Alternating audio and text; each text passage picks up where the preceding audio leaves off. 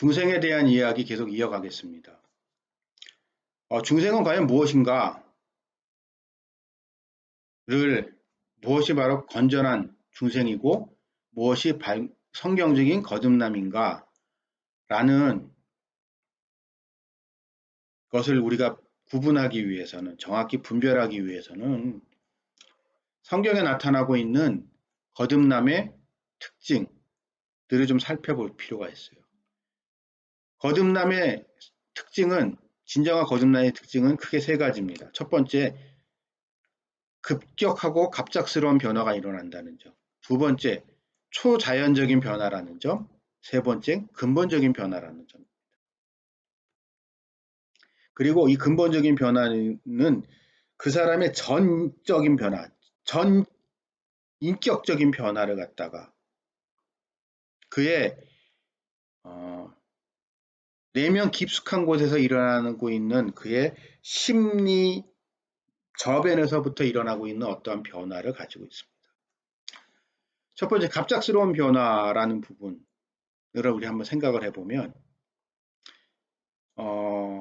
이 부분 때문에 이제 고민하는 분들이 좀 있어요. 가끔. 어려서부터 교회를 잘 다니신 분들. 한 번도 험한 세상에 견눈질하지 않고 바로 착실하고 교회를 다니신 분들. 대표적인 게 유명 목회자 자녀들, 선교사 자녀들이죠. 그런 교회 속에서 성장을 했고 교회가 전부연 삶을 살다 보니까 이게 뭔가 이게 경험을 하기가 쉽지가 않아요. 그래서 이제 이런 제 동기들이나 이런 친구들도 가끔 이런 사람들이 있는데 내가 믿는 건가? 난 이렇게 모태신앙의 가장 부정적인 모습. 난 아무것도 못해. 난 아는 게 없으니까. 경험한 바가 없으니까. 그렇게 하면서 이제 중생이라는 거듭남이라는 부분에 대해서 스스로에게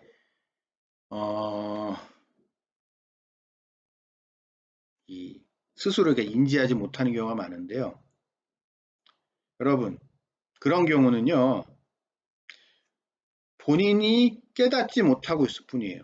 본인이 언제 급격한 변화가 일어났었는지, 거듭남이 자기에게 언제 일어났는지를 모르고 있을 뿐이지 분명히 그에게도 어느 순간인가 급격한 변화가 있습니다. 구원파의 문제가 과연 뭐냐면요. 구원파는 이 갑작스러운 변화의 시점을 네가 알아야 된다는 거예요. 갑작스러운 변화의 시점을. 그래서 지금은 이제 세월호 사건이 왜 걔네들이 설치지 못해서 그런데 옛날에 이제 제 말 거듭나셨습니까? 구원받으셨습니까? 언제 구원받으셨습니까? 구원받으신 거 어떻게 아십니까? 하면서 교회 멀쩡히 잘 다니는 사람들이 흔들어 놨단 말이에요. 그런데요. 거듭남이라는 것이 일어난 변화는 역설적으로 하나님의 절대 주권하에 섭리하에 있는 거기 때문에요. 인간이 알 수도 있고 모를 수도 있습니다. 하나님이 알게 하실 수도 있죠. 왜냐하면 변화의 주체가 누구죠? 내가 아니에요. 나는 변화당하는 대상이죠. 그렇기 때문에 변화된 나는 내가 변화됐는지 안 변화됐는지 알 수도 있지만 모를 수도 있는 거예요. 분명한 거는 그가 변했다는 거예요. 그것도 어느 순간 갑자기 사람이 변했다는 거죠. 영적인 변화뿐만이 아니고 이제 종교적인 부분을 떠나서 우리가 그냥 일반적인 부분에 있어서 다른 부분에 있어서 갑자기 사람이 변한 사람들을 만날 때가 있습니다. 좋은 방향으로도 나쁜 방향으로. 저 친구가 저랬던 친구가 아닌데 오랜만에 만났어요, 그 친구를. 근데 저 친구가 저런 애가 제가 저럴 애가 아니었는데 내가 변했네. 물론 나쁜 방향으로는 좋은 방향.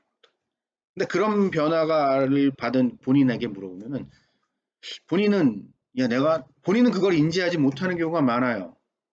야, 내가 그렇게 변했냐? 너, 야, 사람이야, 너. 인간이, 예를 들어서, 옛날에 안 그랬는데 너 참 사람이 어떻게 됐어? 이런 경험 많이 하잖아요.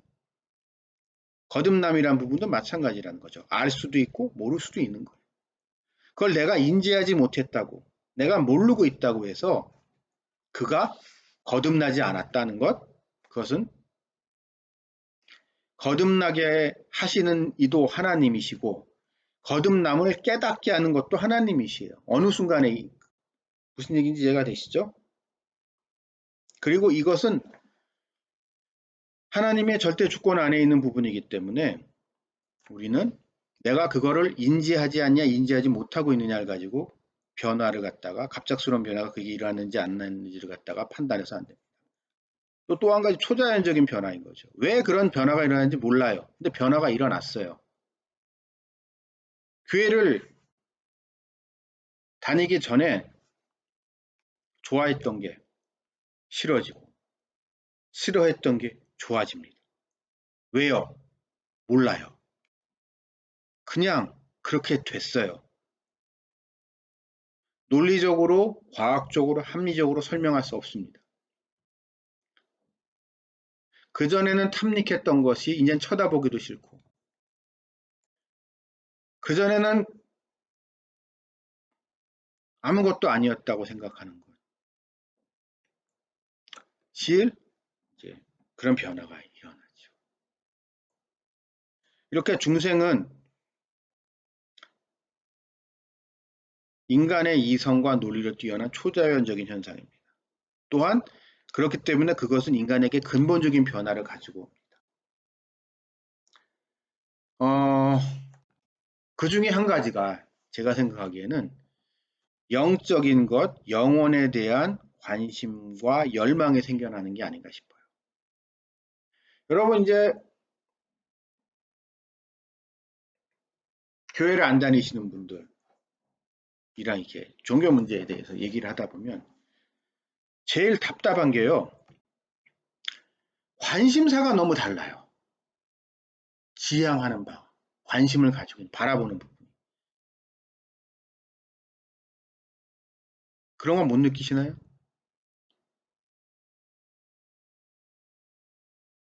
그래서 전 이제 의도적으로 교회를 안 다니는 친구들을 이제 만나서 자연스럽게 이야기를 하려고 하는 그런 시도를 많이 하는데요, 저는. 제일 답답한 부분이 바라보는 게 너무 다르다는 거예요.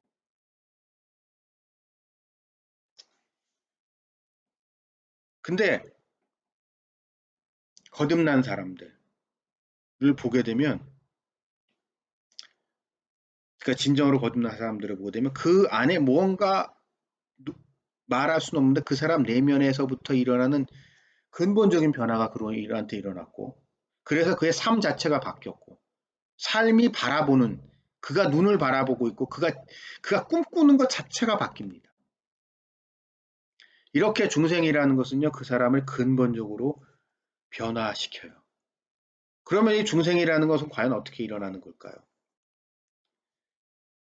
그것은 하나님의, 우리 인간이 저항할 수 없는 하나님의 은혜 때문에, 은총 때문에.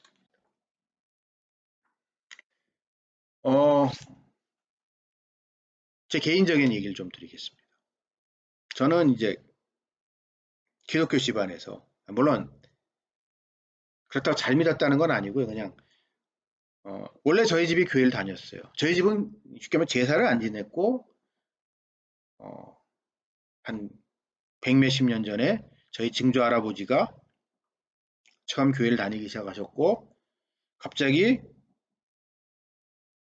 어디 갔다 오시더니 우리 집은 이제부터 교회 다닌다, 예수 믿는다라고 하면서 집에 모셔놨던 사당에 가서 위패를 다 태워버리고 그러면서 이제 갑자기 교회를 다니게 된 그런 집안에서 제가 태어나고 성장을 했습니다.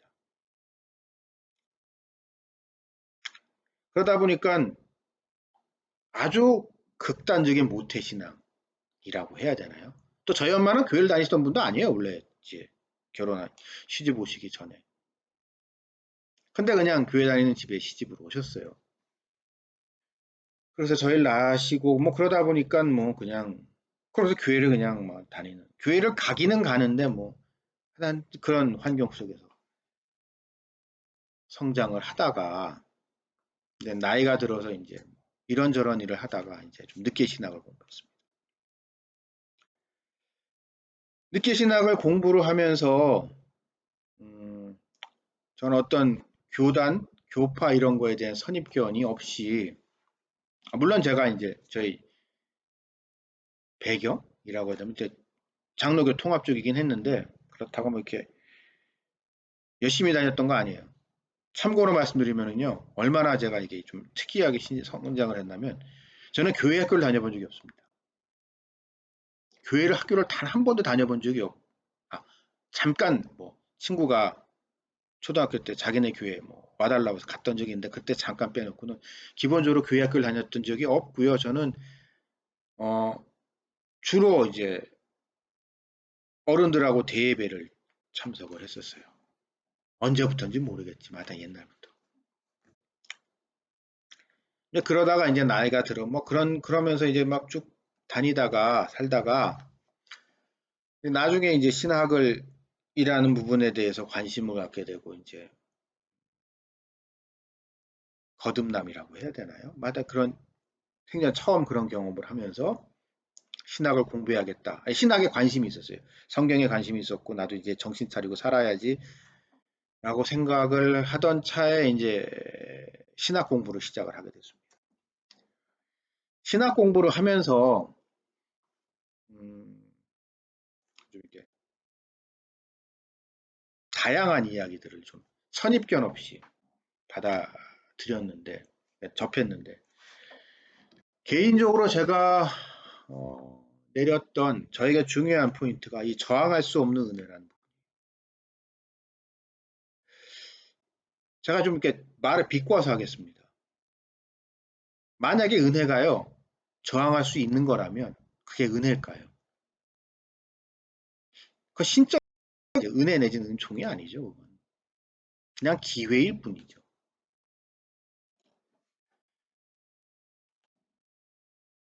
그래서 저는 제 나름대로 되게 중요했던 부분인데 그 이후에 논리적인 일관성을 추구하다 보니 철저한 개혁주의자가 됐습니다. 그렇다고 해서 제가 뭐 오순절 계열이라든가 알메니안이라든가 뭐 그건 무조건 틀렸어 내지는 그런 데 가면 구원 못 받아 천국 못 가 이렇게 생각하지는 않아요. 다만 저같이 논리적 일관성이 중요하다고 생각하는 사람한테는 확실히 개혁교회의 개혁주의 신학이 맞습니다. 그래서 저는 이 길을 지금까지 쭉 하다 보니 여기까지 오게 됐는데요. 그래서 저한테는 중요했고, 그래서 이 은혜라는 관점에서, 그래서 저는 이제 아우구스티누스의 이야기, 고백록 같은 걸 보다 보면, 참회록 같은 걸 보다 보면은 참 공감되는 부분이 많아요. 젊은 아우구스티누스의 이야기. 저는. 여러분은 어떠신지 모르겠어요. 저는 이해가 많이 돼요. 제 삶의 고비고비 중간중간마다 저의 의지 내지는 저의 생각과는 아무 상관없이 일어났었던 하나님의 은총의 사건들이 오늘날의 저를 만들었습니다. 이렇게 될 거라고 생각하지 않았어요. 여러분, 제가 나이가 몇 살로 보이십니까? 제 나이가. 제 나이가 올해 50입니다. 좀 젊어 보이죠? 지금 염색 안 한 거예요. 머리 염색 안 한 건데요. 염색도 안 했는데 흰머리가 요즘 좀 나기 시작합니다. 흰머리도 별로 없어요. 근데 어쨌든 나이가 50인데 좀 제 자랑을 한다면 황당하게 지금 여러분들께 이렇게 강의하고 있습니다. 생각하면 근데 저는 제가 교수가 될 거라고 생각을 하고 여러분들이 이런 걸 가지고 더군다나 신학을 공부해서 신학 교수가 될 거라고는 꿈에도 생각하지 않았습니다. 저희 집안은 안수집사도 안 하는 집안이에요.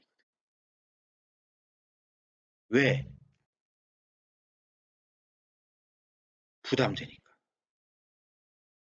헌금 많이 해야 되고 교회 꼬박꼬박 가야 되니까 그러니까 교회를 다니긴 다녀도 뭐 일단 그런 환경 속에서 성장했던 제가 어찌어찌 하다 보니 지금 명색이 교수가 돼서 여러분들에게 잘난 척하고 있습니다.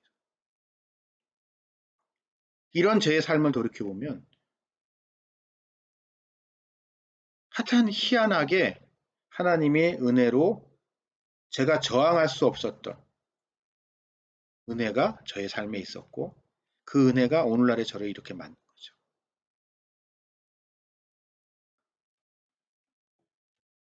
제가 너무 그 그래서 여러분 우리는 우리 삶이 하나님의 주권 안에 있다는 점을 좀 집중해야 되지 않을까 싶습니다. 그리고 이러한 부분, 하나님 절대 주권이라는 부분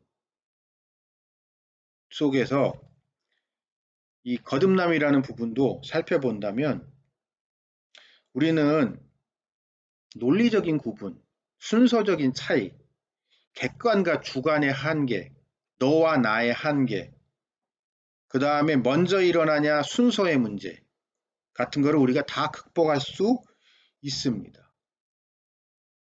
그러니까 저는 그게 그렇게 중요한 문제가 아니라고 생각을 해요. 이 모든 것이 하나님의 주권에 의해서 섭리하에 이루어진다는 거 생각을 한다면 논리적으로 성경에서 보게 되면 분명히 거듭남과 회심의 순서가 사도행전에서는 동시에 일어나는 거로 해석이 돼야 되지만 요한의 서신들에서는 이건 대부분이 순서적으로 표시가 되어 있는 부분이 강합니다. 성경에는 이 두 가지 이야기가 다 등장을 해요. 어떻게 보게 되면 신앙이라는 건 대단히 객관적이기도 하지만 대단히 주관적이기도 합니다. 개인적이기도 하지만 공동체적이기도 하고. 그러나 이 모든 것이 다 성경에 나와 있다는 점을 우리는 주목해야 될 필요가 있고 그 모든 성경을 하나님이 우리에게 주셨다는 거예요. 그리고 우리가 믿는 이 교회를 세운 사도들은 이 어떻게 보면 상호 모순될 수 있었던 이런 것들을 모두 다 믿고 하나님 말씀이라고 믿고 소중히 여기고 살아왔다는 겁니다. 그 위에 교회가 세워졌고 그것이 성경으로 기록됐고 그것이 오늘날까지도 전해지고 있다는 거예요. 만약에 우리가요 그러니까 성경을 내가 바라보고 싶은 대로 바라본다면 그리고 그것이 진정한 믿음이라면 그것이 반약 사도들의 믿음이었다면 성경은 지금과 같이 같은 모습으로 비논리적으로 보여내고 내용에 일관성도 없는 것 같은 모습으로 우리에게 전해지지 않았을 겁니다. 그러나 참된 믿음은 그러한 인간적인 우리의 생각을 뛰어넘는 것이기 때문에 그 모든 것이 고스란히 보존돼서 우리에게 전해져 왔고 우리 믿는 이들은 그 말씀 전체를 온전히 믿는 자들이다라는 점을 염두에 두시고 이것을 통하여 우리의 편협한 마음을 극복하고 나를 내려놓고 주님만을 바라보며 믿음을 말씀대로 살고자 하는 그러한 삶을 살아가게 되지 않을까라는 생각을 해봤습니다. 이번 주 강의는 여기까지고요. 다음 주나 다다음 주 지금 이게 계약이 연기가 돼서 좀 어떻게 해야 될지 좀 고민이 좀 되는데, 다음 주에 또 찾아뵙겠습니다. 다음 주에 뵙겠습니다.